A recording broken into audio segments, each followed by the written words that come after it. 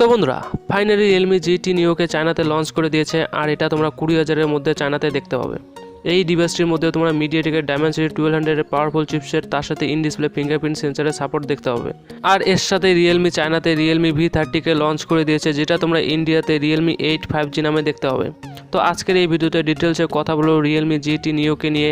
তো ভিডিওটি শেষ পর্যন্ত দেখতে থাকো আর চ্যানেলটিতে প্রথমবার এসে থেকে চ্যানেলটিকে সাবস্ক্রাইব করে দিয়ে পাশে থাকা বেল আইকনটিকে টিপে দিও এরকমই নতুন নতুন ভিডিও দেখার জন্য। তো বন্ধুরা সবার প্রথমে কথা বলবো Realme GT Neo এর পারফরমেন্সকে নিয়ে। তো এই ডিভাইসটিতে তোমরা দেখতে পাবে মিডিয়াটেকের পক্ষ থেকে আসা latest and powerful chipset Dimensity 1200 processor. এই চিপসেটটি পারফরমেন্স তোমরা স্ন্যাপড্রাগনের 870 চিপসেটের মতনই সেম দেখতে পাবে।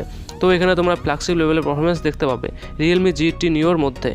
এরপর কথা বলবো এই মোবাইলটির ক্যামেরা ডিজাইনকে নিয়ে। তো এই ডিভাইসটির মধ্যে তোমরা পিছনে অনেকটা ভালো গ্লাভশিপ ডিজাইন দেখতে পাবে আর এই ডিজাইনটি তোমরা অনেকটা সেম Realme GT Neo এর মতনই দেখতে পাবে।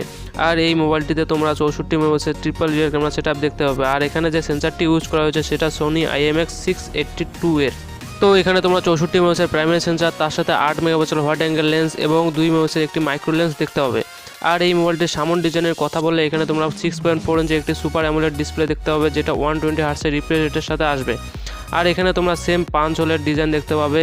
আর এই মোবাইলটিতে তোমরা সামনে 16 মেগাপিক্সেল ফ্রন্ট ফেসিং ক্যামেরা দেখতে পাবে, যেটা তোমরা Realme অনেকগুলো স্মার্টফোনের মধ্যেই দেখে আসতেছো। তার সাথে এই স্মার্টফোনটা তোমরা ইন ডিসপ্লে ফিঙ্গারপ্রিন্ট সেন্সরের সাপোর্ট দেখতে পাবে। আর এখন ফাইনালি কথা বলবো এই মোবাইলটির প্রাইস আর লঞ্চ ডেটকে নিয়ে। তো এই মোবাইলটির base variant 6GB RAM 128GB স্টোরেজের সাথে তোমরা 20,000 এর মধ্যে দেখতে পাবে। আর এই মোবাইলটির আরেকটি ভেরিয়েন্ট 8GB র্যাম তার সাথে 128GB স্টোরেজের সাথে তোমরা 22,000 এর মধ্যে দেখতে পাবে। এবং 12GB র্যাম তার সাথে 256GB স্টোরেজ ভেরিয়েন্টটি তোমরা 25,000 এর মধ্যে দেখতে পাবে। আর এই মোবাইলটির লঞ্চ ডেট বিষয়ে কথা বললে এই মোবাইলটি তোমরা ইন্ডিয়ার মধ্যে এপ্রিল নয়তো মে মাসের মধ্যে দেখতে হবে। তো বন্ধুরা তোমরাও কি এই মোবাইলটিকে নিয়ে এক্সাইটেড? তো কমেন্ট করে অবশ্যই বলবে। তো আজকের এই ভিডিওতে এতটুকুই। আশা করি ভিডিওটি ভালো লেগেছে। ভিডিওটি ভালো লেগে থাকলে ভিডিওটিকে লাইক কমেন্ট শেয়ার করে দিও এবং চ্যানেলটিকে সাবস্ক্রাইব করে দিয়ে পাশে থাকা বেল আইকনটিকে টিপে দিও এরকম নতুন নতুন ভিডিও দেখার জন্য।